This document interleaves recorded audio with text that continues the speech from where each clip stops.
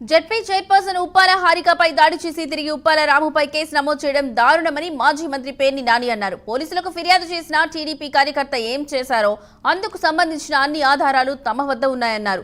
తప్పుడు కేసులు నమోదు చేసి అరెస్ట్ చేస్తే వారిని న్యాయస్థానాల్లో నిలబెడతామని పేర్ని నాని హెచ్చరించారు.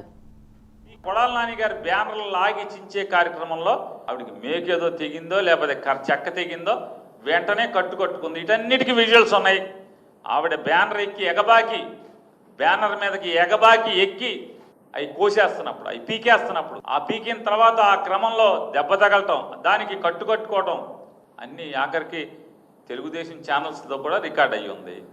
రికార్డ్ అయ్యి ఉన్న దాన్ని వాళ్ళ కారు వెనక సీట్లో కూర్చుని కారు గుద్దాడని చెప్పని కేసు కడతాం అంటే ఇంతకన్నా దగాకోరు ప్రభుత్వం, దివాలాకోరు ప్రభుత్వం, తప్పుడు కేసుల ప్రభుత్వం, సైకో ప్రభుత్వం ఎక్కడ ఉందా నన్ను ఇప్పటి వరకు చరిత్రలో ఎక్కడా లేదు.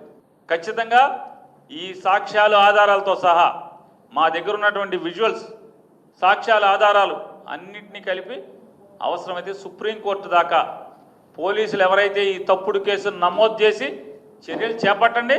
ఖచ్చితంగా మిమ్మల్ని కోర్టుకి ఏడ్చకపోతే ఈ ప్రభుత్వాన్ని ఎవరైతే ఈ తప్పుడు కేసులో కనుక రాము మీద కేసు నమోదు చేసి అరెస్ట్ చేస్తే కనుక మేము వెయిట్ చేస్తాం. మీరు చేయండి. ఖచ్చితంగా న్యాయస్థానాల్లో మిమ్మల్ని నిలబెడతాం అనేది కూడా ఖాయం. మా దగ్గర అన్ని